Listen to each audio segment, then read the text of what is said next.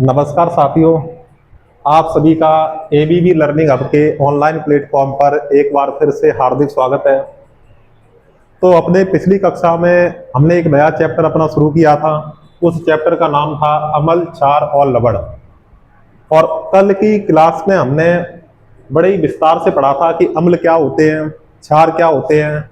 अम्ल के जितने गुणधर्म थे वो हमने सारे देख लिए थे। हमने कहा था कि जो अम्ल होते हैं वो स्वाद में खट्टे होते हैं और क्षार होते हैं वो स्वाद में कड़वे होते हैं और छूने पर साबुन की तरह चिकने होते हैं। कि अम्ल होते हैं वो नीले को लाल करते हैं, तो क्षार क्या करेंगे, लाल को नीला कर देते हैं। अम्ल जल में घुलकर H+ आयन देते हैं और क्षार जल में घुलकर OH- आयन देते हैं। तो ये हमने देखा था। हमने ये कहा था कि जो मेथिल ऑरेंज है वो अम्ल को तो कर देता है लाल और क्षार को करता है पीला। फिनोल्फ्थैलिन था वो अम्ल को करता है रंगहीन और क्षार को क्या हो जाता है, क्षार से जब अभिक्रिया करता है तो वो कैसा हो जाता है, गुलाबी रंग का हो जाता है। फिर हमने उसके एग्जाम्पल पढ़ लिए थे। अब हम उससे आगे करेंगे। तो अम्ल, क्षार और लवण के बारे में हो गया था। अब अपने ये देखें कि अगली हेडिंग क्या होगी अपने, कि लिटमस विलयन। लिटमस विलयन कि लिटमस विलयन है वो किस पौधे से प्राप्त होता है। चलो विलयन तो अपने बनाते हैं, लेकिन लिटमस हमें किस पौधे से प्राप्त होता है। तो उस पौधे का नाम आपको पता होना चाहिए कि सर जो पौधा होगा वो होगा लिचेन।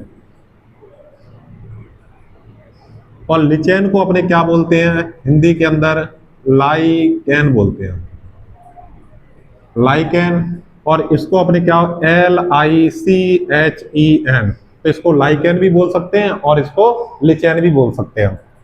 किस वर्ग से प्राप्त होता है उस वर्ग का नाम बताइए। तो वर्ग होगा बेटा थैलोफाइटा। थैलोफाइटा वर्ग होगा। तो पौधा कौन सा होगा, लिचेन। वर्ग क्या होगा, थैलोफाइटा होगा। और ये किस रंग का होता है उस रंग का नाम भी लिख लो आप। रंग में हो जाएगा बेटा क्या, ये बैगनी रंग का होता है, पर्पल रंग का होता है। तो हम इसमें लिख देंगे बैगनी रंग लिख देंगे। तो लिटमस विलयन किस पौधे से प्राप्त होता है, तो वेरी वेरी इंपॉर्टेंट, ये आपके पेपर में आ सकता है। किस वर्ग से प्राप्त होता है। वर्ग कई बार पूछ भी लेते हैं और ना भी पूछे, लेकिन पौधा आपसे पूछा जा सकता है कि पौधे का नाम बताइए, तो आप क्या बताओगे, लिचेन या लाइकेन बताओगे। उसके बाद में अपने बात करें कि सूचक क्या होते हैं। इंडिकेटर। इंडिकेटर क्या होते हैं कि सूचक के वे पदार्थ जो किसी पदार्थ के अम्ल या क्षार होने की सूचना देते हैं या अम्ल व क्षार होने की पहचान करते हैं, बताते हैं, उसे अपने क्या बोलते हैं, सूचक बोलते हैं। कि ऐसे पदार्थ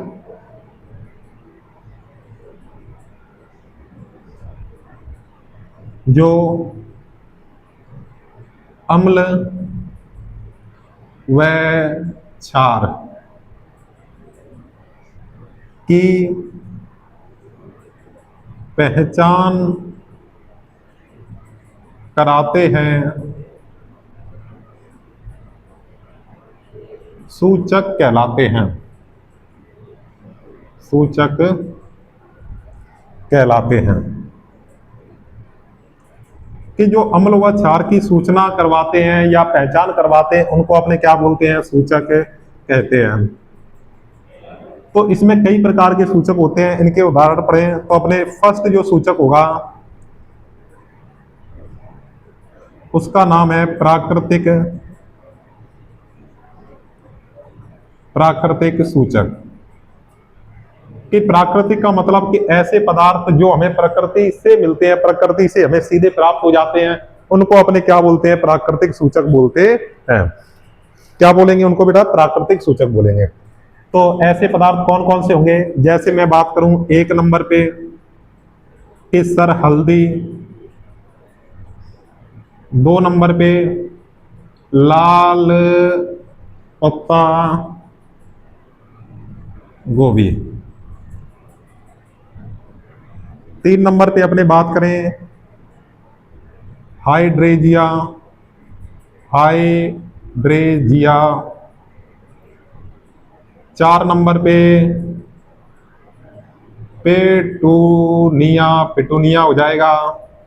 और 5 नंबर पे अपने बात करें तो एक बेटा गुड़हल के फूल होते हैं, वो भी आप इसके अंदर ऐड कर सकते हो। गुड़हल के फूल ये भी अम्ल और क्षार की अलग अलग पहचान देते हैं कि अम्ल में अलग रंग होगा उनका, और क्षार के अंदर क्या होगा, अलग रंग होगा। तो हमने प्राकृतिक सूचक में किन के बारे में पढ़ा?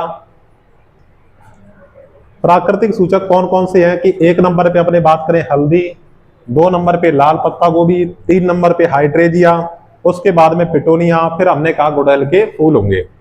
तो इनमें से आपको पांचों के पांचों याद रखने की जरूरत नहीं है, कोई आप 4 कर सकते हो। और जो जिन तो आपको पहले बताया मैंने कि बेटा एक तो 2 नाम ही अपने याद कर सकते हैं, पहला क्या होगा हल्दी और दूसरा क्या होगा लाल पत्ता गोभी होगा। इसके बाद में अपने 2 नंबर की बात करें, ये तो हो गया प्राकृतिक सूचक एक। अब अपने 2 नंबर पे बात करते हैं कि संश्लेषित सूचक। ये संश्लेषित सूचक कितने होते हैं, कौन कौन से होते हैं वो? तो संश्लेषित सूचक के ऐसे सूचक जो मानव द्वारा निर्मित होते हैं, कृत्रिम विधि द्वारा बनाए जाते हैं, फैक्ट्रियों में निर्माण किया जाता है, रसायन के रूप में होते हैं, वो सारे क्या होंगे, संश्लेषित होंगे। संश्लेषित मतलब बनाना, प्राकृतिक मतलब जो प्राकृतिक रूप से नेचर में पाए जाते हैं, पर्यावरण में पाए जाते हैं, तो वो सारे प्राकृतिक होंगे। और संश्लेषित जो हम खुद बनाते हैं। जैसे हम बात करें तो इसमें 1 नंबर होगा, ये 1 नंबर किसका है, संश्लेषित सूचक का है। चलो फिर मैं यहां पे लिख देता हूं कि 1 नंबर पे कौन सा होगा, मैथिल ऑरेंज। क्या होगा, मैथिल ऑरेंज होगा।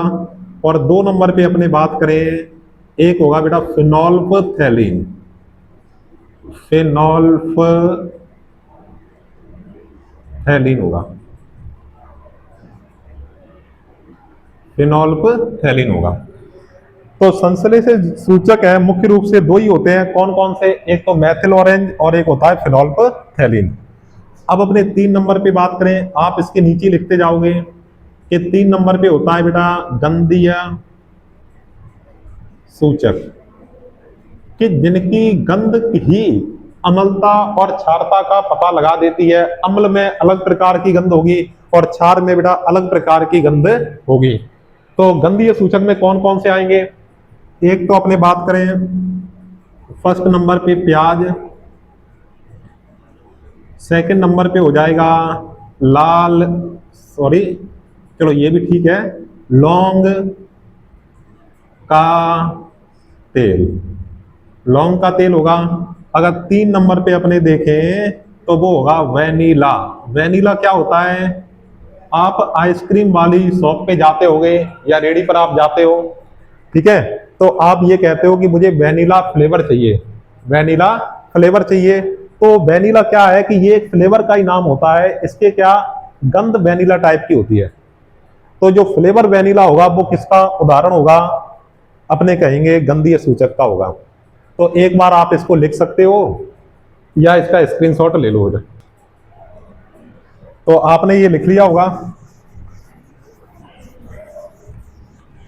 तो हमने सूचक के 3 प्रकार देख लिए, प्राकृतिक सूचक, 2 नंबर पे संश्लेषित सूचक, और 3 नंबर पे हमने क्या देखा था, क्या देखा था बेटा, गंधीय सूचक।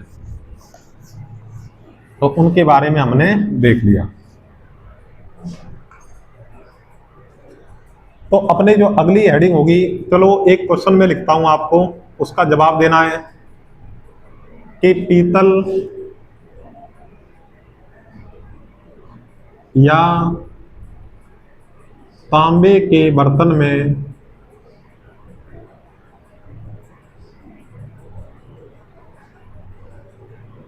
दही या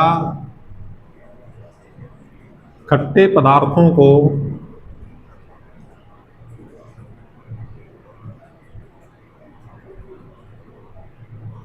क्यों नहीं रखा जाता?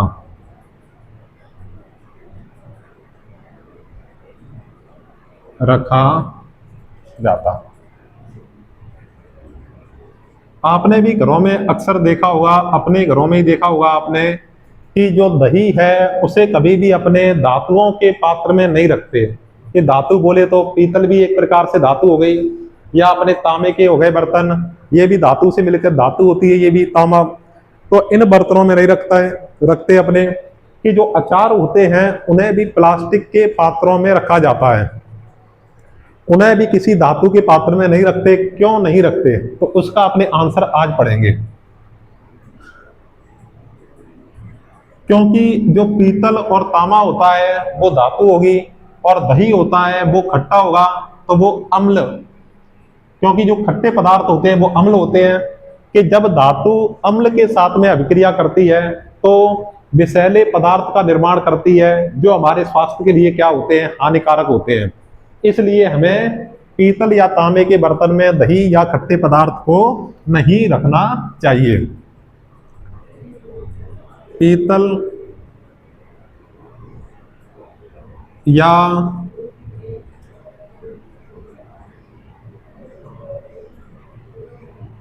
तांबे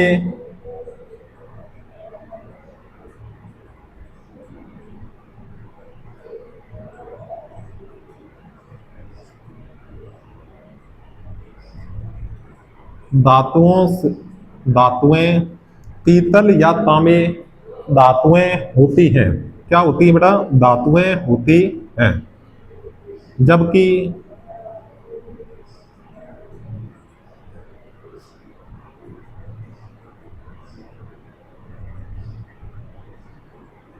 खट्टे पदार्थ दही में लैक्टिक अम्ल के दही में कौन सा अम्ल? लैक्टिक अम्ल पाया जाता है।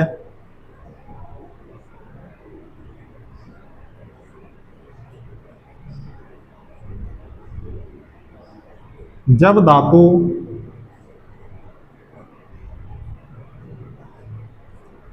अम्ल के साथ अभिक्रिया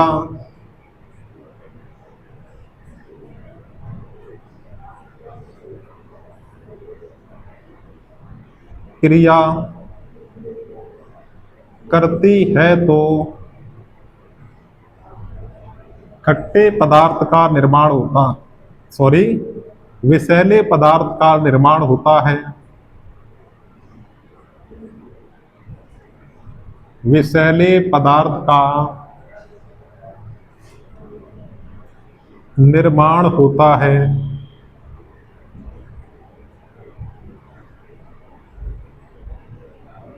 जो हमारे स्वास्थ्य के लिए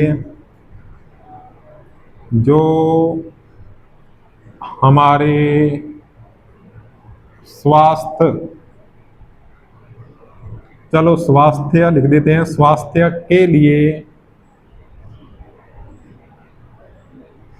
हानिकारक होता है।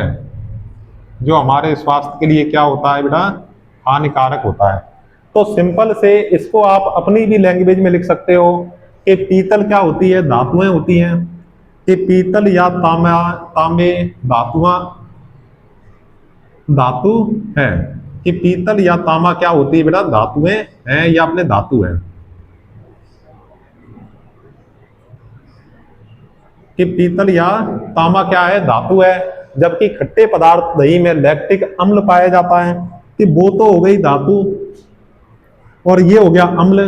तो धातु जब अम्ल के साथ अभिक्रिया करते हैं तो विषैले पदार्थ का निर्माण करते हैं, और जो हमारे स्वास्थ्य के लिए क्या होता है? हानिकारक होता है। तो अपने पीतल वैसे दो धातुओं का मिश्रण होता है, ठीक है, इसको अपने मिश्र धातु भी कहते हैं, और ये केवल प्योर धातु होती है। तो इन पात्रों में नहीं रखना चाहिए, क्योंकि धातु अम्ल के साथ अभिक्रिया करके विषैला पदार्थ बनाती है। अब अपनी जो नई हेडिंग होगी वो लिखो आप, धातुओं की धातुओं की अम्ल के साथ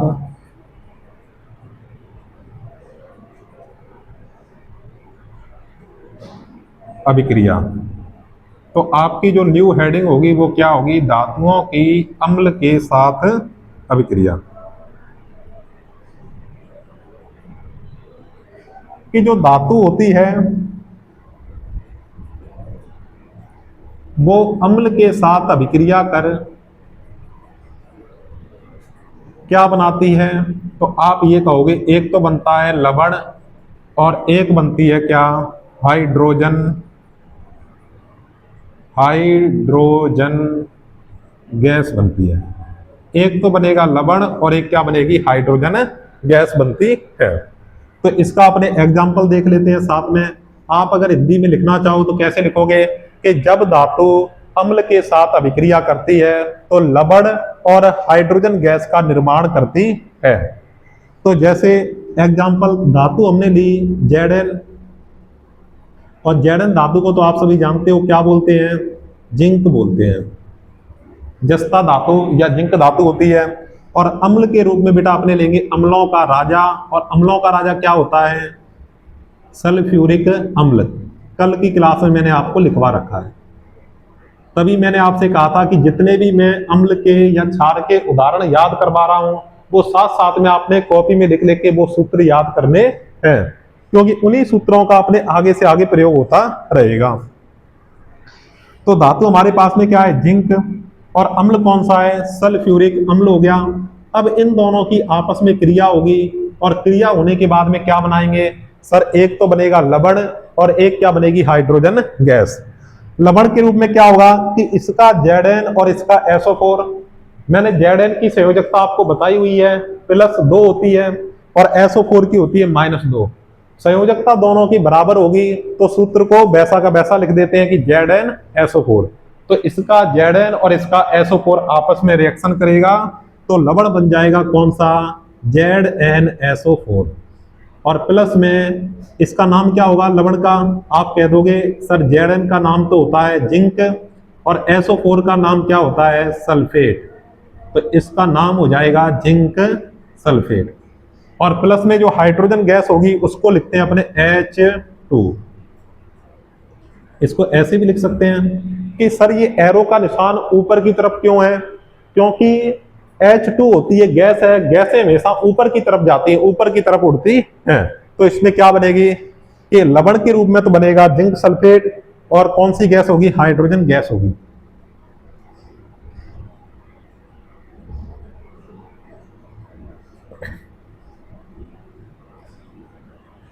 अपने पेपर में प्रश्न भी ऐसा आया हुआ है कि जब धातु अम्ल के साथ अभिक्रिया करती है तो कौन सी गैस उत्पन्न होती है, तो उसका जो आंसर होगा हाइड्रोजन गैस। कि उस गैस की जांच हम किस प्रकार करते हैं, तो वो जांच अपने करेंगे इसके जस्ट बाद के अंदर। तब तक आप इसका स्क्रीनशॉट ले सकते हो। आपने इसका स्क्रीनशॉट ले लिया होगा।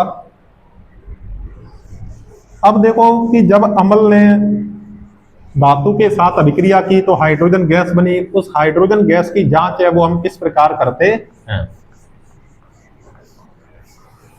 तो सबसे पहले उसको अपने एक चित्र के माध्यम से समझेंगे। तो मेरे साथ साथ में आप सभी चित्र बनाते हुए चलेंगे। सबसे पहले अपने क्या लेंगे, एक परख नली लेंगे।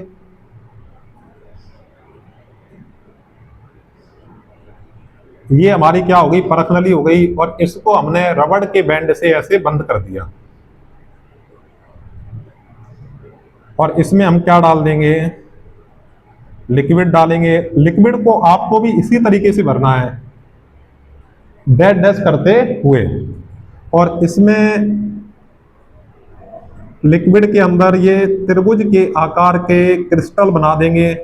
इस लिक्विड को तो हम बोलेंगे सल्फ्यूरिक अम्ल।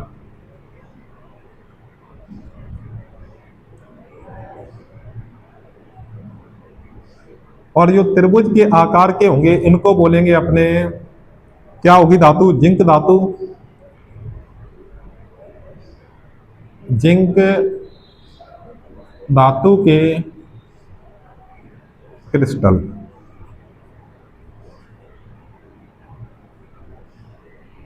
यहां पे अपने प्रवाह नली का प्रयोग करेंगे।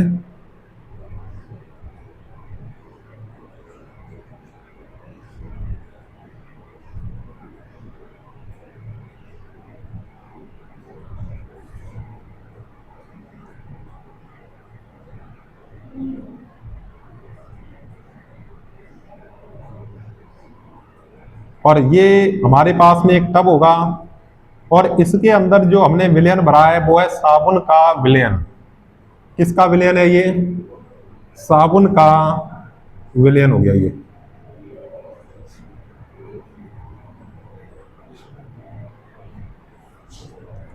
आप चाहो तो साथ साथ में स्केल का यूज कर सकते हो। साबुन का विलयन।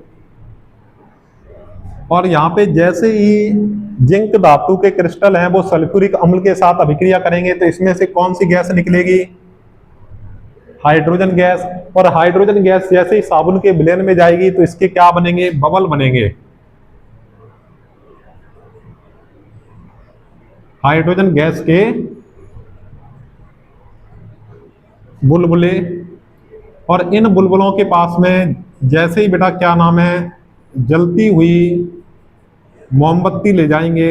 मोमबत्ती आप अपने हिसाब से बना लेना। अगर इस तरीके से बनाओ तो भी ठीक है। तो ये हमने क्या दिखा दी? जलती हुई मोमबत्ती। जैसे ये हाइड्रोजन गैस के बुलबुले जलती हुई मोमबत्ती के पास आएंगे तो ऐसे चिंगारी सी बनती हुई नजर आएगी।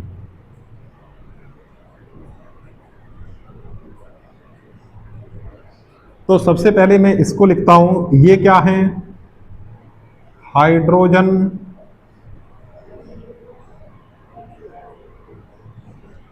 गैस के बुलबुले। हाइड्रोजन गैस के बुलबुले। ये क्या है? अपने ऐसे लिख देते हैं। कैसे? जलती हुई मोमबत्ती।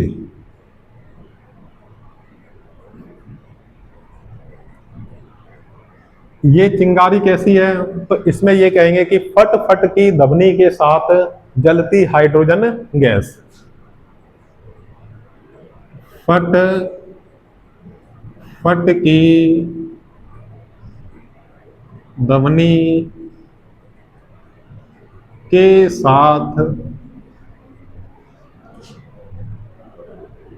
जलती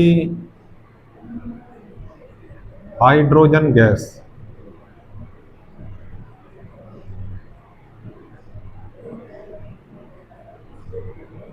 कि फट फट की ध्वनि के साथ जलती हाइड्रोजन गैस। तो अगर हाइड्रोजन गैस उत्पन्न होगी तो उसमें कौन सी ध्वनि आएगी? फट फट की ध्वनि। जैसे अपने दिवाली के ऊपर पटाखे लेके आते हैं वो, और उसके अंदर अपने पैकेट के अंदर छोटे छोटे पटाखे आते हैं, उनमें जब अपने जलाते हैं तो उसके अंदर भी कैसी साउंड आती है? फट फट की ध्वनि आती है। तो उसके अंदर भी कौन सी गैस उत्सर्जित होती है? तो हम कहेंगे हाइड्रोजन गैस उत्सर्जित होती है। तो ये आपको बड़े सफाई से ये डायग्राम बनाना है।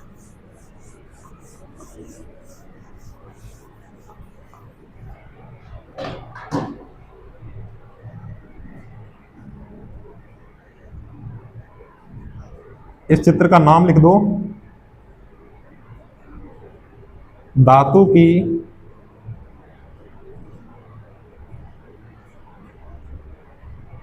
अम्ल के साथ अभिक्रिया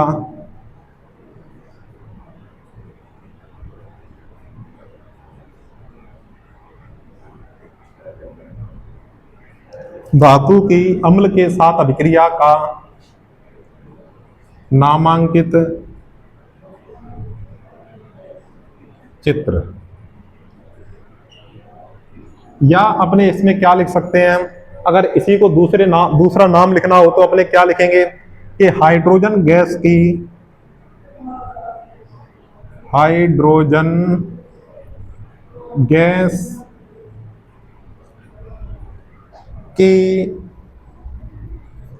जांच का नामांकित चित्र होगा। तो हमने सबसे पहले क्या ली, एक परख नली ली, इसका नाम क्या रख देंगे अपने, परख नली। उसमें हमने जिंक धातु के क्रिस्टल और सल्फ्यूरिक अम्ल का विलयन लिया, तो उसमें से गैस निकली, और ये हमारा क्या होगा, उस परख नली को हमने कॉर्क की सहायता से बंद कर दिया, और वो हाइड्रोजन गैस निकली, वो इस प्रवाह नली की सहायता से साबुन के विलयन में गई। साबुन के विलयन में जाने के बाद हाइड्रोजन गैस के बुलबुले बने। जब उसको जलती हुई मोमबत्ती के पास ले गए तो हाइड्रोजन गैस है वो फट की ध्वनि के साथ जलती है वो। तो ये इसकी क्या हो गई, जांच हो गई। तो इसके बारे में अगर आप लिखना चाहो तो थोड़ा बहुत इसमें लिख सकते हो। जब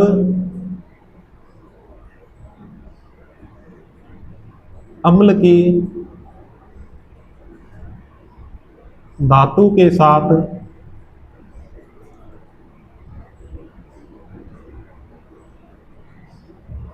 अभिक्रिया कराई जाती है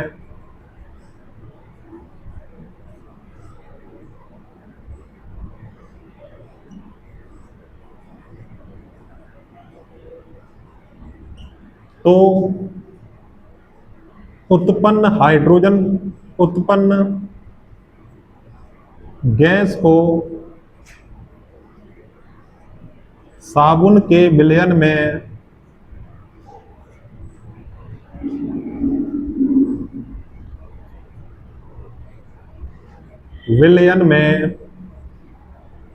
प्रवाहित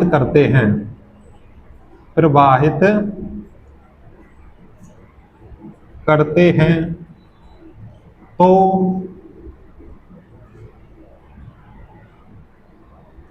उस गैस के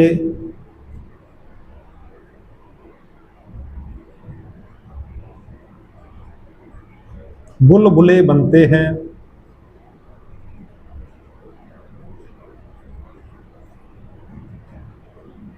जिसे जलती हुई मोमबत्ती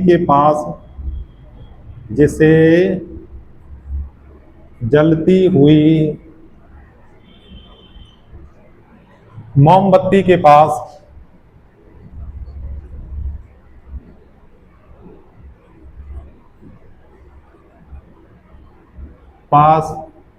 ले जाने पर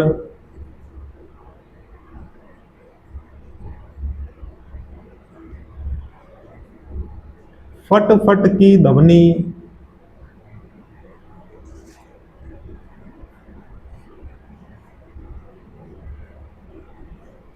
ब्रैकेट में पॉप साउंड उत्पन्न होती है।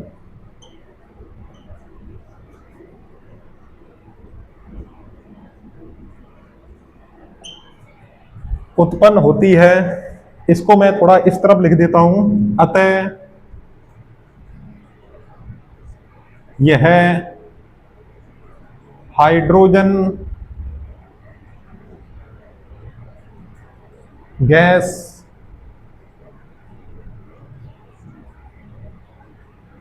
है। अतः ये कौन सी गैस है, हाइड्रोजन गैस है। तो अपने जो हाइड्रोजन गैस है वो कौन सी ध्वनि के साथ में, फट की ध्वनि के साथ में, फट की ध्वनि के साथ में जलती है, उत्पन्न होती है। तो अतः हम ये कह सकते हैं कि यह कौन सी गैस है, हाइड्रोजन गैस है। तो आपको आज की क्लास कैसी लगी तो ये आप कमेंट करके जरूर बताएं, और अपने साथ में पढ़ने वाले साथियों के साथ में ज्यादा से ज्यादा शेयर करें, और अपने एबीवी लर्निंग हब के यूट्यूब चैनल को सब्सक्राइब करें, लाइक करें और कमेंट करें। धन्यवाद।